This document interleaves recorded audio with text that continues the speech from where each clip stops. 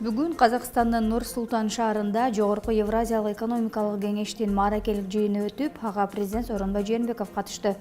Мамлекет башчысы жыйындын катышуучуларын Евразиялык интеграциянын 5 жылдык мааракеси менен куттуктап, биримдиктин толук кандуу иштешине салым кошуп жаткандардын баарына ыраазычылык билдирди.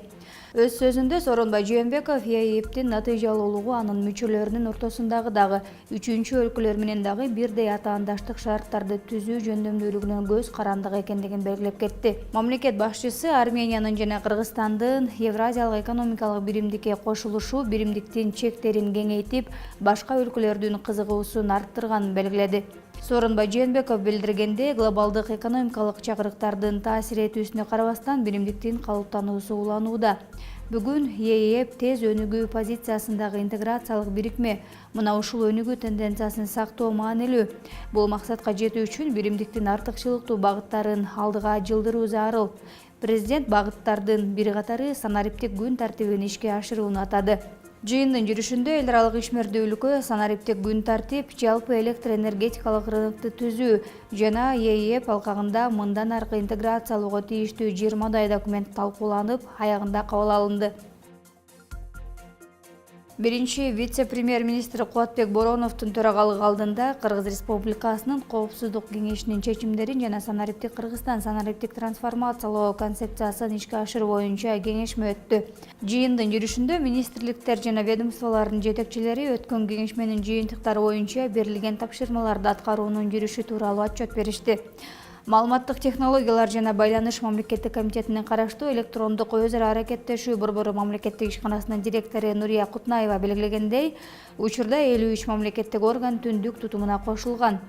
Кубатбек Боронов белгилегендей, аймактарды өнүктүрүү жана өлкөнү санариптештирүү жылынын жана санариптик Кыргызстан санариптик трансформациялоо концепциясынын алкагында коюлган максаттар өз убагында жана толук көлөмдө ишке ашырылууга тийиш.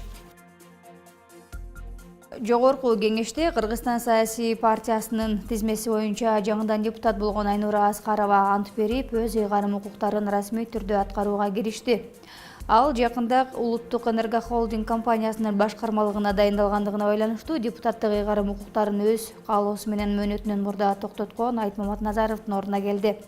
Жогорку кеңештин төрагасы Дастанбек Жумабеков жалпы депутаттардын атынан Айнура Аскарованы депутат болуп келиши менен куттуктап, анын ишинде ийгиликтерди каалады.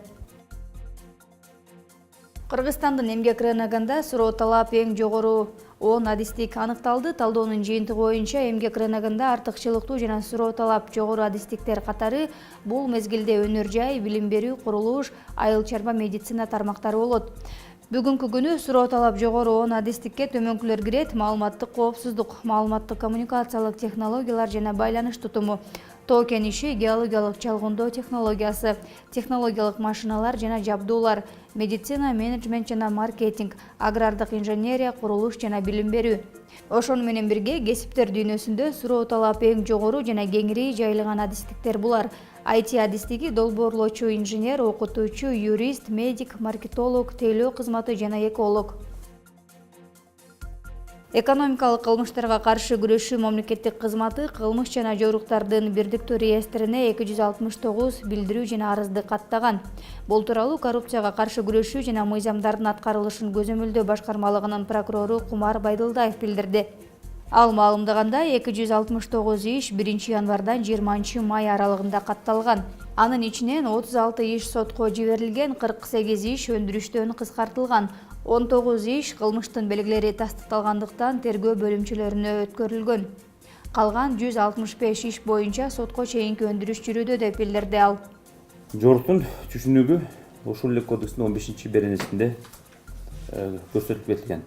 Токтоп кетсек, жорук субъектиси жасаган инсанга, коомго же мамлекетке зыян келтирген же зыян келтирүү коркунуч жараткан ушул кодексте жаза чарасы каралган күнөөлүү укукка каршы жоосун аракет же аракетсиздик жорук деп таанылат.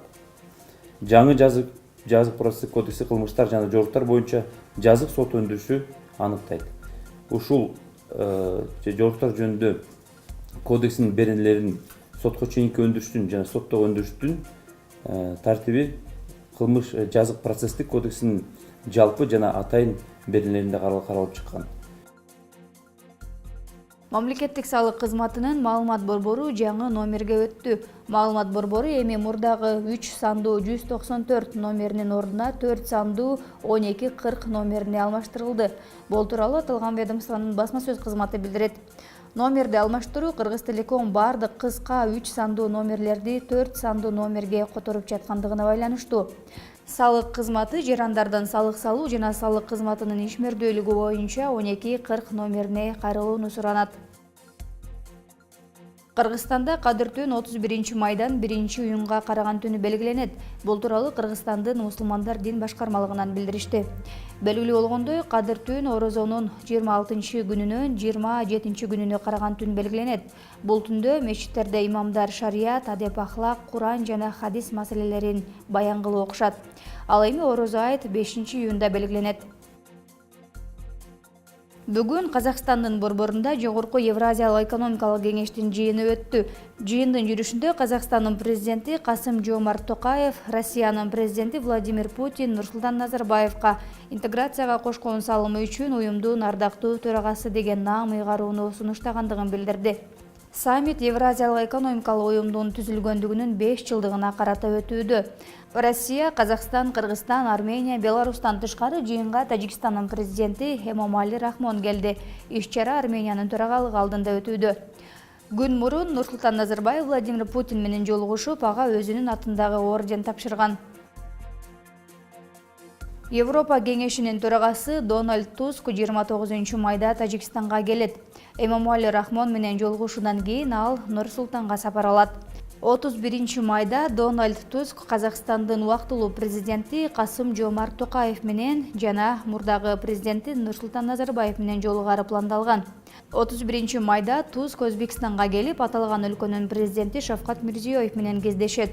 Тараптар Европа биримдиги менен Борбор Азиянын жаңы стратегиясын, аймактык жана эки тараптуу кызматташууларды, климаттын өзгөрүшүн, айлана чөйрөнү коргоо, чек ара жана коопсуздук маселелерин талкуулашат.